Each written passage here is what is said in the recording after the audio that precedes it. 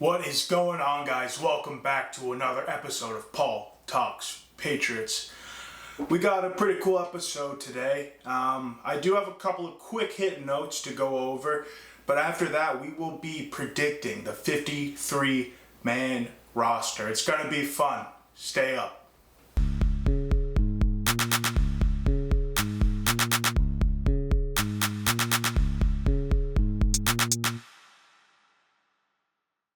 Alright, well, I don't know if any of you have been watching, but I have been a big fan of Hard Knocks. This year, it is the Giants, so seeing that symbol always makes it hurt a little bit on the inside here, but it has been very entertaining. There was a leak this past episode, last weekend. Joe Milton was highlighted in yellow on the Giants' draft board of all the picks, and there was a couple of other players highlighted in different colors, Drake May being one of them, but Joe Milton was the only yellow highlighted player. A lot of people are speculating what that could have meant. It simply could have been the player that they were looking at, something along those lines, or as much as this guy is the steal of the draft. That's up for debate. I don't think we'll ever get the true answer out publicly, but interesting nonetheless. Other than that, having to do with the Patriots more specifically, Davon Godchaux finally got what he was asking for. He got an extension of 2 years, $16.5 million guaranteed, with it being worth up to $21 million. Yeah, that's a fair deal, I would say, especially for the amount of money we have. You make him happy, both sides are happy, you get a good player for your defense. And yeah, he deserved it. He's been playing well. Outside of that, David Andrews returned to practice. Pop Douglas returned as a full participant. And other news, Vidarian Lowe has been getting first team reps, so someone put a gun to my face and pulled the trigger. I mean, I thought this guy was going to be off the roster, and now he's getting first team reps. Just goes to show how poor our offensive line is. Outside of that, Drake May has been performing better after a couple of abysmal days to start off in full pads. He's improving every day, and it went from people saying, "Oh no, is he a bust?" to, "Oh no, why isn't he starting over Jacoby Brissett on the first team?" Patriots fans, you need to keep level-headed, all right? It's going to take time. He's going to sit a while. We're not in any rush with him. You don't want to rush him. Calm down. Outside of that, a couple of roster moves. We signed A.J. Thomas, safety, who has experience in the league a little bit. Defensive tackle Mike Pearsall, who has about 8 to 10 years of experience in the league, plenty of starting experience, and even more playing experience outside of that. We also signed offensive tackle Kellen Deesh and long snapper Tucker Addington. Joe Cardona wasn't practicing. He's dealing with a minor injury.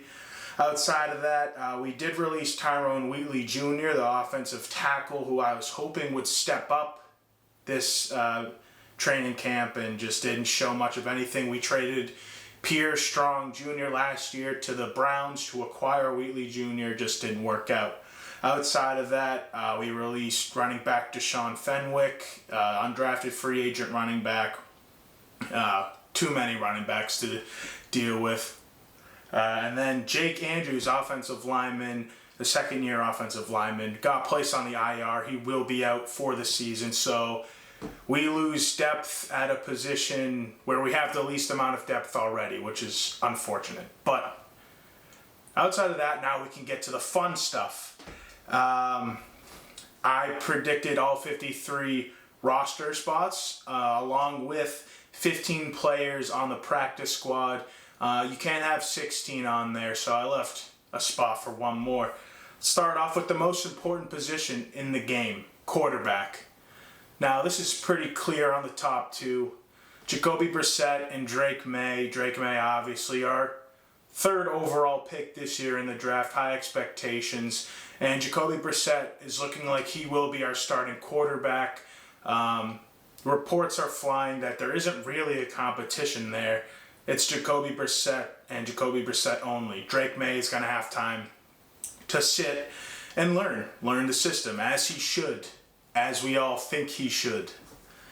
Outside of that, there's a big competition between Joe Milton, the rookie out of Tennessee who we drafted this year as well, and our former starting quarterback from last year, Bailey Zappi. To me, you've heard me say it before, this is Joe Milton's spot. See what he has. I mean, God forbid Drake May doesn't pan out. You see what you have in Joe Milton. But ideally, I think what the Patriots want to do here is build him up, play him a little bit, let other teams see how he does, and ultimately trade him for draft picks. Or at least a higher draft pick than what you drafted him for. Zappi, I'm sorry, we just don't need you here anymore. You did your due diligence while you were here. We respect you. I like your work ethic. I like you as a guy, but on the field, there's just better options for us. And it's looking like the Patriots are preparing Drake May as a second-string quarterback if it comes down to that. I did put Joe Milton on our practice squad and cut Zappi. So Joe Milton, the first member of the practice squad. And you know what they do with the emergency quarterback? They can dress Joe Milton. If he needs to play, he can, but it doesn't count as one of the 53 active members of your roster. So I think they'll rock with those three quarterbacks, and Zappi will be out of the door. Running back, Ramondre Stevenson. We just signed him to a 4-year, $36 million extension, so average annual value of $9 million, which puts him at 6th overall in the NFL. So he's sticking around. Obviously, he was our best offensive player last year. He's on the squad. There's no doubt about that. Same with Antonio Gibson, who we just signed to a 3-year deal this offseason. He'll be our third down back, more of a receiver, receiving back. He played wide receiver in college and converted to running back in the NFL. Really solid guy. I like our duo this year in Stevenson and Gibson. People might be sleeping on it, but they're going to do a lot for this offense this year. Next, you're dealing with 3 other running backs. That would be Kevin Harris, JaMycal Hasty, and Terrell Jennings. Now, Harris and Hasty were both on the practice squad last year. Harris did get a little bit of playing time. Hasty has spent time with the 49ers and Jaguars before spending last season on our practice squad. And he's a guy that has 3-down versatility. And then Terrell Jennings was an undrafted free agent this year, and out of Florida A&M. He's big kid. You look on ESPN, he's listed at 6 foot, like 215. If you look on Florida A&M, he's 6'1", 225. Usually the colleges will hype up their size a little bit more. But either way, him and Kevin Harris are basically the same type of player, and Kevin Harris has that proven ability already. So I'm going to cut Terrell Jennings, give Kevin Harris that RB3 spot, and probably put JaMycal Hasty on the practice squad just as an insurance player in case, because he has that 3-down versatility. Good option to have on your practice squad. Now on to wide receiver, one of the most controversial positions this year. We have Kendrick Bourne, Demario Douglas, Javon Baker, Jalen Polk, and KJ Osborne. Those 5, to me, are locks to make the roster. Kendrick Bourne, unless he's traded for a certain someone else on the San Francisco 49ers, we'll keep an eye out on that. He's a lock. We just signed him to an extension this offseason. Demario Douglas, obviously, was our best wide receiver last year. He's a complete lock to make the team. And then you got Javon Baker and Jalen Polk, our 2 rookie wide receivers we drafted this year, who have been turning heads in training camp. making a lot of flashy plays. They're going to be fun to watch. KJ Osborne also signed this offseason to a 1-year deal. Had a really good season with the Vikings last year. Even before that, he had a good 4 years with the Vikings. And then it comes down to a couple of iffy players. There are a couple players that I cut without thinking too much about. That'd be David Wallace, an undrafted free agent out of Randolph Mason, who we signed in June before minicamp, or May. And then you have Jaquay Jackson, undrafted free agent out of Rutgers, also cut. There's just not a spot for these guys. You can't keep everyone. And then Kawan Baker, who has spent a couple of seasons in certain teams' practice squads already. We brought him in here this year on a futures deal, basically just to fill out a spot for training camp, but not bad to have around. So I have him on our practice squad. And then where I really had to make some tough choices was Juju Smith-Schuster, Tyquan Thornton, Kayshon Boutte, and Jalen Reagor. Juju is washed, actually, so I won't even say this was too tough of a decision, only because you're going to eat so much money from his contract this year. It's terrible, but the guy's just washed up. Signing him in the first place instead of Jacoby Myers was a terrible mistake by Bill Belichick. Unfortunately, this new regime has to reap the consequences of that, but it's time for him to go. Tyquan Thornton and Kayshon Boutte have been showing a lot of flashes of being a legit wide receiver in the NFL.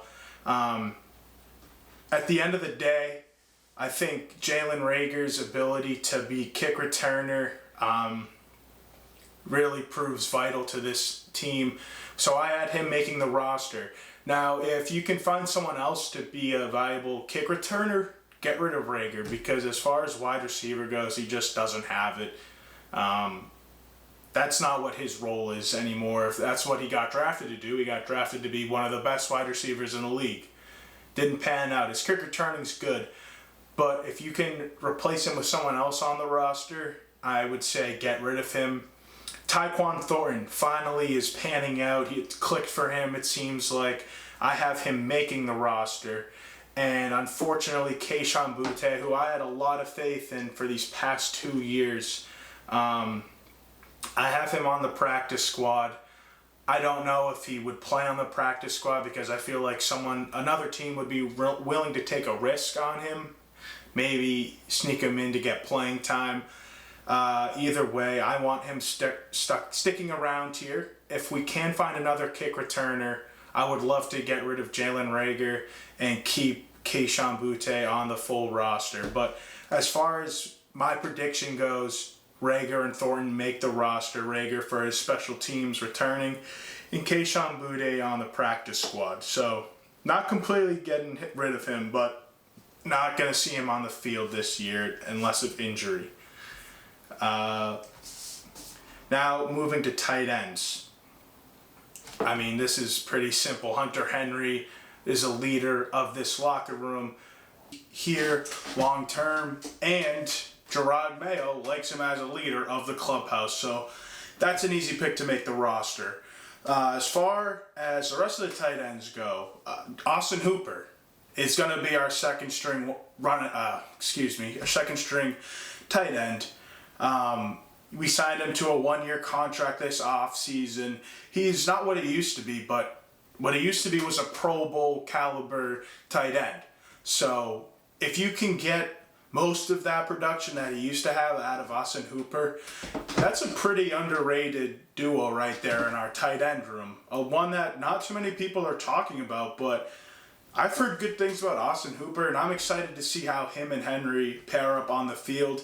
I don't expect to see them on the field at the same time too often, considering how our offense is going to be run, but when they are out there together, I think that's going to be really good to help move the ball downfield. So don't sleep on them. Then you have our 7th round pick this year, Jaheim Bell. You have Mitchell Wilcox coming over from the Bengals, and then you have LaMichael Petway and Jacob Warren. Now, Jaheim Bell offers a lot of versatility to the offense. He's a guy that can line up in the backfield. He can line up in the slot. He can line up right with the offensive lineman, and he's not going to go downfield and make a lot of crazy catches, but short field, he's really good.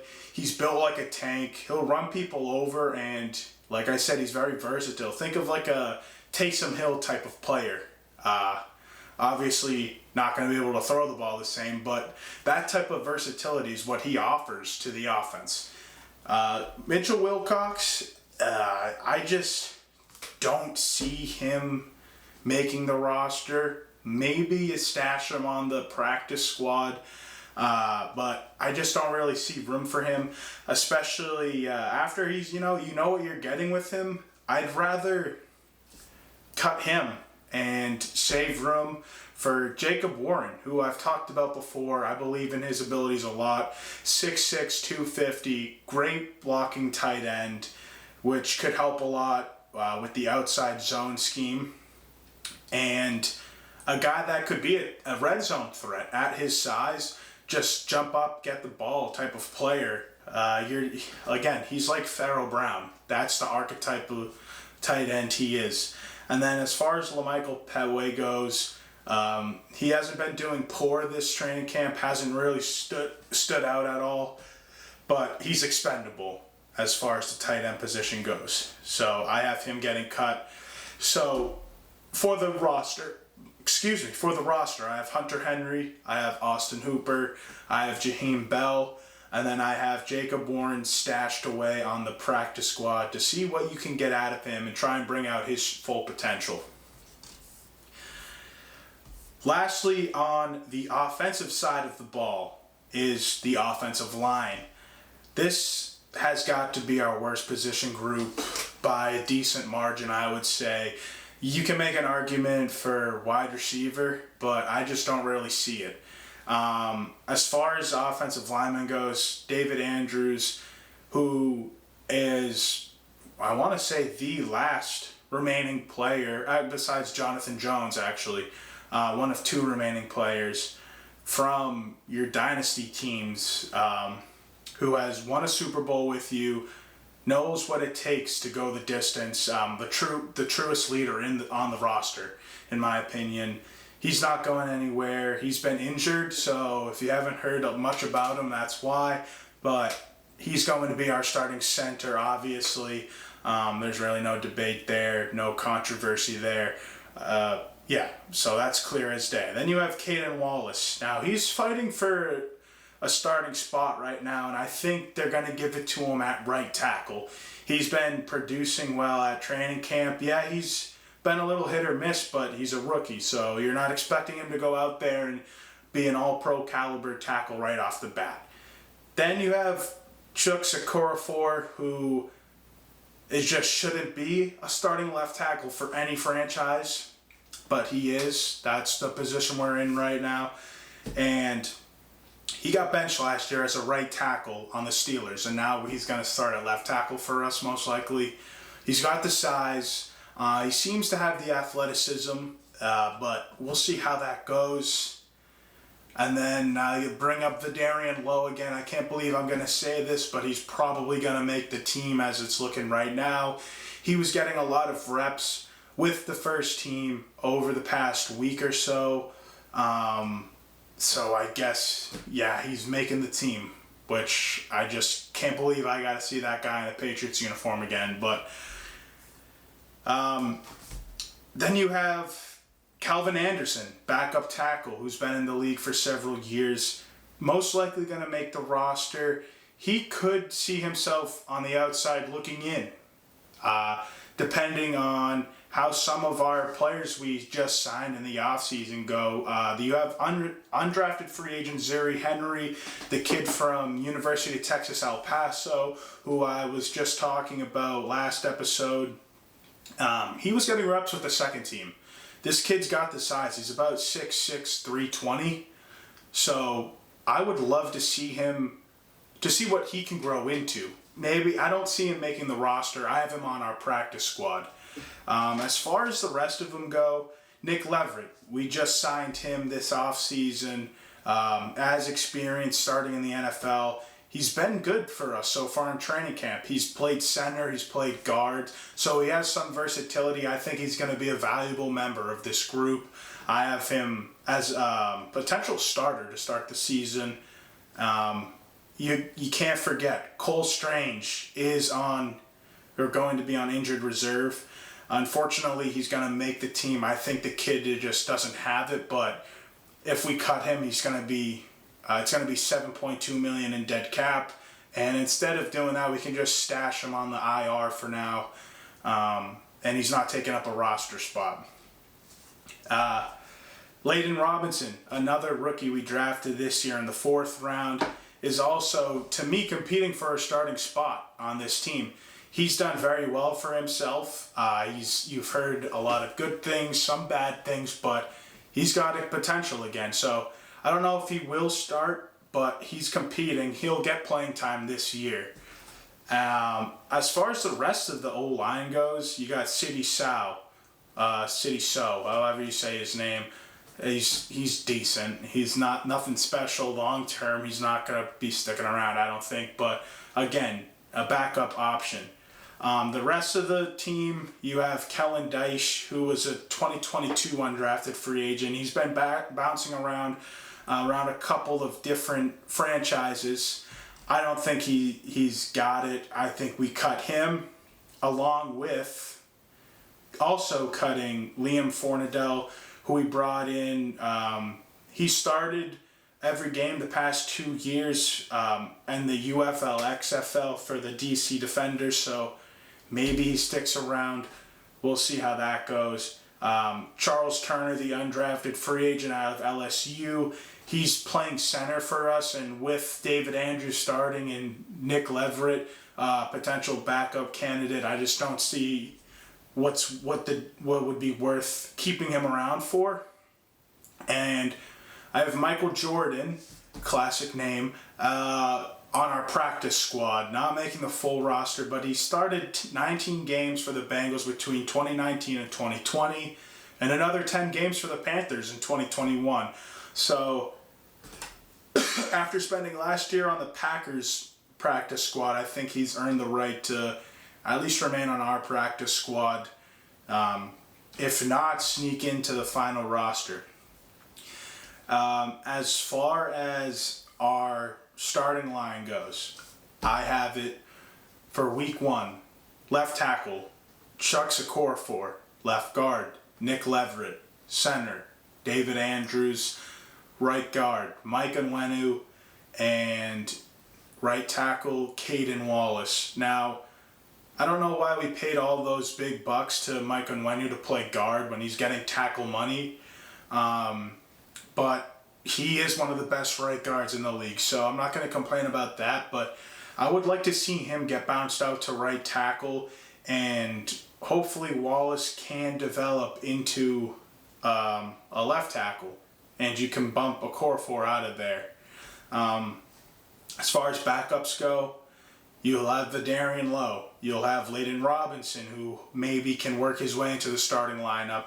You have Sidy Sow, and then you have Anderson, who is probably only a right tackle, not going to play left tackle, with Cole Strange on the IR. Now, when he comes back, depending on when that may be, then you make a decision. And I forgot to mention Antonio Maffey. I have him on the practice squad. I just don't think we need him. We have enough depth in the middle where he's not needed, but if you do need him in a jiff, then yeah, he's there. He started 5 games for us last year, so he's there. If you need him, he's there. Again, when Cole Strange comes back, who knows? But I don't see him getting cut either. Mafi, he'll be an option for us if we need it. Gonna take a quick commercial break, and then we will hop back onto the defensive side of the ball. Some really tough competition there as well. Malo is my French bulldog. He made my heart bigger when he came in my life. He never really liked his food. He wouldn't eat till like 10 o'clock at night. To me, it was saying, oh, I guess I don't want to starve. He was having skin breakouts, and putting the 2 and 2 together, what you put into your body is what you get out. I know that if I'm eating a bunch of processed food, I'm not going to feel good. So that kind of led me to Farmer's Dog. Immediately, his skin issues went away. I love what they're doing. It's already portioned out. He's eating whole foods. It's amazing.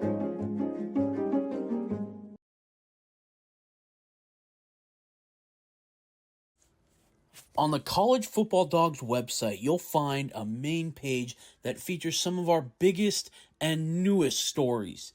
Our conference pages for content related to your favorite team's conference. Our team store, where we have products that are available all year long, as well as gear available for a limited time only. Our podcast page, where you can see when one of the 12 plus College Football Dogs podcasts is streaming live on social media. Our subscription page, where you can join our Discord. If you're interested in becoming a contributor at College Football Dogs, email us at info@collegefootballdogs.com. If you enjoy any College Football Dogs content, we really do appreciate any donations you can make by visiting the donate page on our website or scanning the QR code here. College Football Dogs, for the fans. All right, we are back, and we are going to hop onto the other side of the ball in the trenches with the defensive linemen. Now, this is where some of the biggest staples of our team are, on both offense and defense, right here on the defensive line. Some easy names that are going to make the roster, no doubt.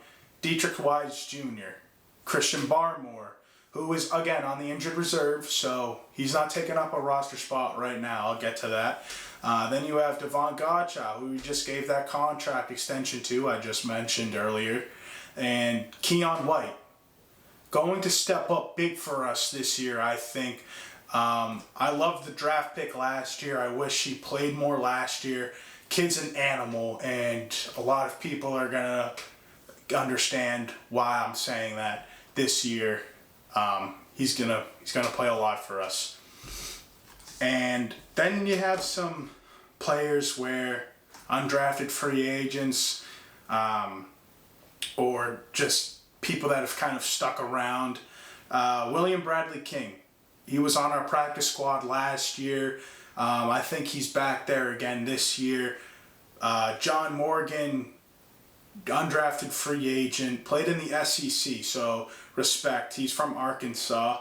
I just don't think he has what it takes, along with Jotham Russell, the Australian, and Josiah Bronson, who was a borderline practice squad player for me, but I just think we cut ties with him, along with Tristan Hill. So all 4 of those players cut. Jeremiah Farms, who I believe bounced between the practice squad and the active roster last year for a couple of games. He's going to stick around on practice squad. And those were all really pretty simple decisions for me. But it came down to 4 players that I really had a tough time deciding between who was going to stay and who was going to leave. It was Mike Purcell, the defensive tackle we just signed after Christian Barmore got the terrible diagnosis of the blood clots. But Purcell started 10 games last year. He had 25 tackles and 5 QB hits, but before that, the guy's been in the league for a very long time. When he was on the Broncos, he earned a contract extension for them, and was a decent player for them, got injured, and he came back from injury, was still fine. He's not anything crazy, but he knows his role. He's like a Devon Godchaux. Then you have Daniel Aquale, who's been with us for, I want to say, 3 or 4 years now. This is probably his fourth year, I believe, with us. And then you have Amon Watts, who we signed in the offseason, and Sam Roberts, who's been in our organization. I believe this is his 3rd year now. So you have people that have been around here for a little bit. You have some new signings with experience, which made it really tough. I mean, you're probably getting the same production around most of them, but what it came down for me was Armand Watts, Sam Roberts, and Daniel Aquale are all younger than Mike Purcell. All have a little bit more to offer, I think. Armand Watts can line up inside and outside at the end. Sam Roberts, strictly DN, but he's been here. He knows the system, knows the guys. And same with Daniel Aquale. I believe he's 30, and Armand Watts is 28 compared to Mike Purcell, who is 33. So at the end of the day, I have Purcell getting cut, and Aquale, Watts, and Sam Roberts making the roster. And I only cut Purcell because he's older. Maybe he wants to go seek out another place he can play, but I did have an open practice squad spot, so that could very easily go to Purcell. He'd be a great guy with all that experience to have on your practice squad, but how many teams are going to want a type of guy like that in their rotation on Sundays? My guess is he wants to seek out an opportunity to play on Sunday, but if you could have him on the practice squad, that would be stellar. Linebackers. This is pretty easy for me, honestly. We're running a 3-4 defense, so we're going to have a lot of guys active, I think, on game day. And you have guys that have been around here for a while. You have Jawan Bentley, Giovanni Tavai, obviously Judon, with all the controversy going on. I don't think he's going anywhere. I think we're waiting on the Brandon Ayuk news, and then Matthew Judon's going to get what he wants. It all depends on if we trade for Ayuk, if we pay him a bunch of money, then Judon might get the leftovers. If we don't trade for Ayuk, then Judon's probably going to get even more. I think that's why he shut up and started showing up to practice these past couple of days also after storming out late last week. But he will be on our roster. I'm not really worried about that anymore. Then you got Anthony Jennings. Great backup rusher. Also just gave him a little 1-year deal. Joshua Uche, nice 1-year deal there. Is going to play a big part in our defense this year as well, I believe.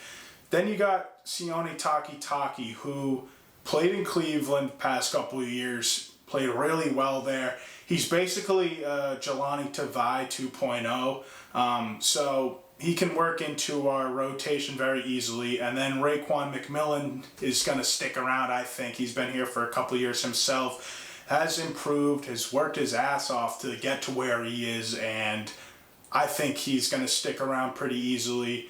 Outside of that, it comes down to Joe Giles-Harris, Christian Ellis, and Steele Chambers. Christian Ellis was a member of some of our special teams last year.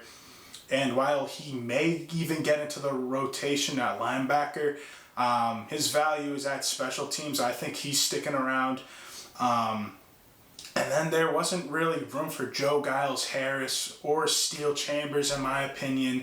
Chambers could compete for a special teams role, I think, but I have him gone. I cut Steele Chambers and have Joe Giles-Harris on the practice squad, where he's been before. So that's how I have it shaping out. I mean, you got, again, really staple players of your defense in Bentley, Tavai, Judon on there, and a bunch of great role players also. Not really worried about the linebacker group. We have a lot of depth there and a lot of key contributors to our defense. And then you go to the secondary. Cornerback, I had a little bit of a tough time here, but again, staples are going to play and contribute. So I have our cornerback group as Christian Gonzalez, Jonathan Jones, Marcus Jones, Those were pretty easy decisions. Marcus Jones also probably going to be your punt returner this year, but looking like he can be that slot corner, the nickelback. And then Alex Austin has definitely, he balled out at the end of last year when we needed him to step up, play great. He's been doing well in training camp from what I've heard and seen. So he's probably taken that cornerback spot, fourth on the depth chart. Marcellus Dial, our draft pick this year, also probably going to stay on the roster just to see what he has. I haven't heard too much about him, but I can't imagine cutting ties with him just yet. Marco Wilson, just like Alex Austin, joined late last year, played pretty well when he got opportunities, and I could see him sneaking onto the roster. Isaiah Bolden spent last year on IR, didn't really do anything because of it. I have him getting cut. And then I have Azizi Hearn and Sean Wade on the practice squad. I almost cut Sean Wade because I just think his time here is up. But he is a good player to have on the practice squad. I wouldn't be surprised if he's cut and you keep Isaiah Bolden but Sean Wade, I just don't think he's reached his potential, and it's not really worthy of a spot on the roster anymore at this point. For a kid that was so great in college, I don't know what happened, but he just didn't pan out in New England really how a lot of people expected him to. Moving on to the safeties, finally. Again, two guys that you know are going to stick around, just signed them to deals. Kyle Duggar and Jabril Peppers. Two really fun players to watch. I love Jabril Peppers. I'm so happy he finally figured out how to play great NFL football. A guy who was, a lot of people were high on coming out of college. It took him a couple years to find his home and figure it out, but he finally did in New England. He got what he deserved, a nice contract extension, and he's going to be a big contributor this year. Besides them two, you have Marte Mapu, who is kind of like a Swiss Army knife on the defense, but is listed as a safety right now. He was listed as a linebacker last year, now a safety. Probably going to play up in the box, though. He's going to make the roster because of his versatility, I believe, and it just being his second year goes a long way. Then you have Brendan Schuler, who is a pure special teamer and a leader on special teams, but listed as a safety, so he'll make the roster. And then you have Jalen Hawkins, who he signed in the offseason. You have Joshua Bledsoe, who's been in the organization for 2 or 3 years now. You have Del Pettis, the undrafted free agent signing, and A.J. Thomas, who was with the Bears, I believe, last year and spent some time in the UFL or the CFL and just got signed recently to our squad. But for me, I have Jalen Hawkins making the roster and Joshua Bledsoe because of his special teams attributions. And then Del Pettis and A.J. Thomas to the practice squad to see what they have. Again, I'm really high on Del Pettis. I want to see how he develops. He's got the size and athleticism and likes to hit, most importantly. But right now, we have too many other good players at safety. So next year, maybe, we'll see. But I have him stashed on our practice squad. And then on special teams, just to round out the last couple of spots on the roster, Joe Cardona was hurt, so we signed Tucker Addington. We did the same thing last year or 2 years ago. Listen, Joe Cardona has been with us for years. I think he played with Gerard Mayo. So Mayo, I don't see Mayo getting rid of him. And Addington is just here temporarily, so Cardona's going to make the roster. Bryce Behringer is the only punter on the roster right now, so it's looking like he's locked in. And then Chad Ryland and Joey Sly have been competing for the kicking spot. And I cannot believe it, but Chad Ryland has outkicked Joey Sly in training camp. Ryland is 24 for 27, while Sly's 22 for 27. So I don't know where those misses are from on the field, how many yards out, but either way, I can't believe that. But I have to say that Ryland is going to make the roster. He's kicking better than Sly. So hopefully Ryland doesn't do what he did last year this year and make about 60% of his kicks. Hopefully he can go closer to 24 for 27 and get rid of the yips that he was dealing with last year. But that rounds out the roster. We'll see how this actually plays out. I like my picks, and I like the kids on our practice squad even too. So you got potential contributors in the future on your practice squad.